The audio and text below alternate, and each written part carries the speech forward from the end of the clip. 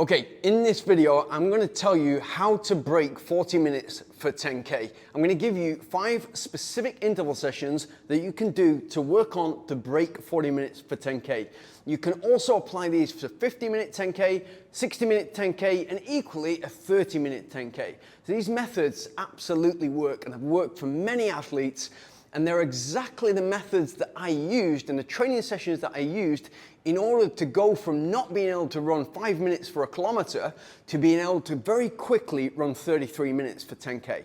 Now, before we get on to the main key sessions, fundamentals have to be in place. And if you want to push your potential and get the absolute most out of your body, you've got to respect the foundations of your running, and they are sleep. You've got to guard your sleep with your life. You've got to bring your stress down, reduce your stress as much as possible, no matter what's going on in your family life, the rest of your life, your work life. You've got to be able to bring that down in order to really push yourself in training. You've also got to appreciate the discipline and consistency that will take in order to implement these sessions week by week and over the months and training schedule in order to execute these, along with removing mental barriers. So if you have something in your head that's very difficult for me to run 4:30 per kilometer, never going to be able to run 45 minutes, you have to remove that and put it to one side and understand that you're just scratching the surface of distance running.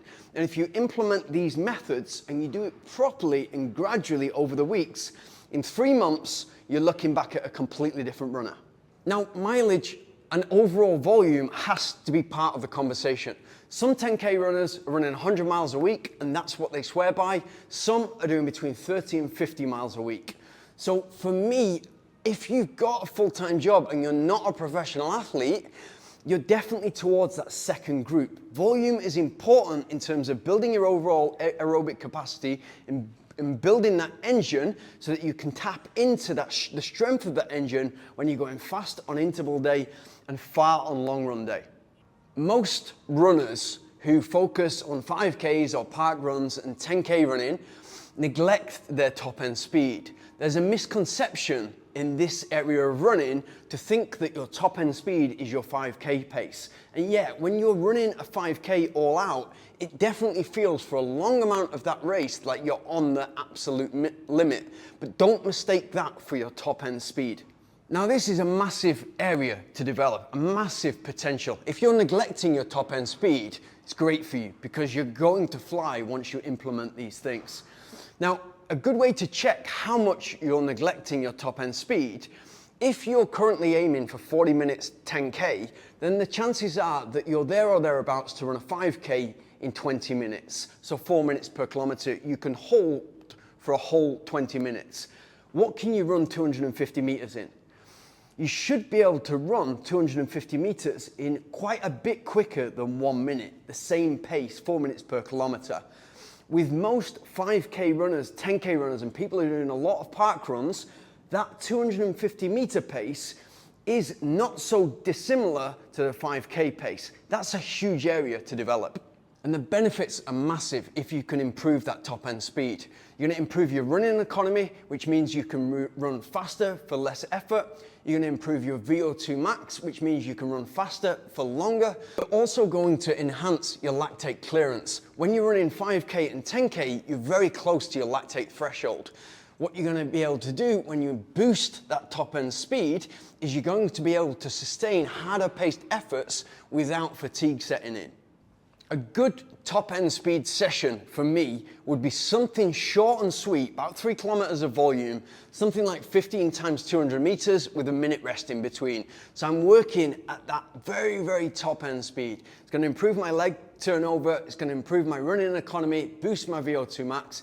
It's massive for you and it's going to feed into the rest of your running, whether that's a longer interval session or it's a long run and the rest of your running. It's going to make you way more efficient.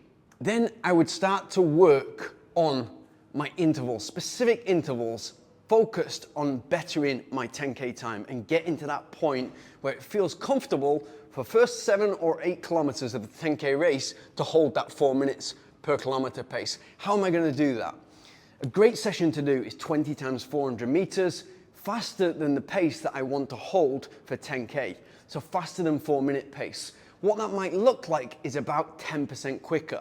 The 10% quicker than 4-minute pace is 4:36, 24 seconds quicker.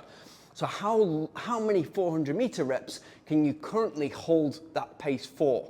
Maybe initially it's 10, and then it's 12, and then it's 15, then 18, then 20. So gradually build up, but get that pace so it's feeling comfortable for each 400-meter rep, and you're able to pace the entire session whilst feeling in control. And just a minute rest in between each 400-meter rep. What I always get asked at this point is that all we do? Do we just do one interval session per week? Or can I just do 400 meters? Yes, it would absolutely work. If you just did 400-meter reps and you built upon them and you did 10, 12, and got to 20, that is gonna work for you. It's not the optimal way forward. So the way that I would work this is move on to 600-meter reps. Try to maintain that 3:36 pace, 10% quicker than race pace, and try to do reps of them. So maybe start with 10, get to 12, get to 15, and do exactly the same. I wouldn't go as far as 20, but about 15 of those, you're dealing with around 9 kilometers of volume. It's a nice amount of volume to be holding much faster or 10% faster than race pace. What that's gonna do is bridge you on to another key session, which is 10 times 800 meters. And if you can get to that point where you can do 10 times 800 meters, 8 kilometers of volume in 3:36 pace, then you're well on your way to be able to hold 10K pace for a lot longer. You should be at that point where all of a sudden your 5K pace is coming down and you've got way more confidence to attack that, but we're not there just yet. Then what I would do is flip that session. So instead of doing 10 times 800 meters, I would do 8 times 1,000 meters, 8 times a kilometer with 60 seconds rest in between. Now, if we can do that session and feel in control at 10% faster than our 10K race pace, then we're in a really good place. Initially, what you might want to do is pull it back again and do 4 or 5 times a kilometer, and then maybe add in some 200 meters afterwards. What that will give you a nice mix of is a change of gears, but quickly changing from I can sustain faster than race pace just to I've got an extra gear, which again is going to build plenty of confidence moving into your 10K race. Now, the key here is gradually. You've got to implement these sessions gradually, once per week, an interval session, and you've got to let the pace come to you. And although we're pushing the envelope, we're not forcing it so that we get to the point where we're either getting injured or ill, or it's reducing the quality of the rest of the week's training. So what that will eventually progress to is you getting to a point where you can do 2 times 2 kilometers, 3 times 2 kilometers, 4 times 2 kilometers. And if you want to be really safe about that 10K pace, I would get to a point where I could do 5 times 2 kilometers in 4-minute pace. So literally 5 times 8 minutes at the pace that I want to run the 10K in. And again, as I said at the start, this applies if you're trying to run 30 minutes for 10K, it applies if you're trying to run 50 or 60 minutes for 10K. It's common sense, but at the same time, you've got to respect the discipline, the consistency, the delayed gratification, and you getting to work on a regular basis and making it happen for yourself. It's got to be gradual. And it can be as simple as that.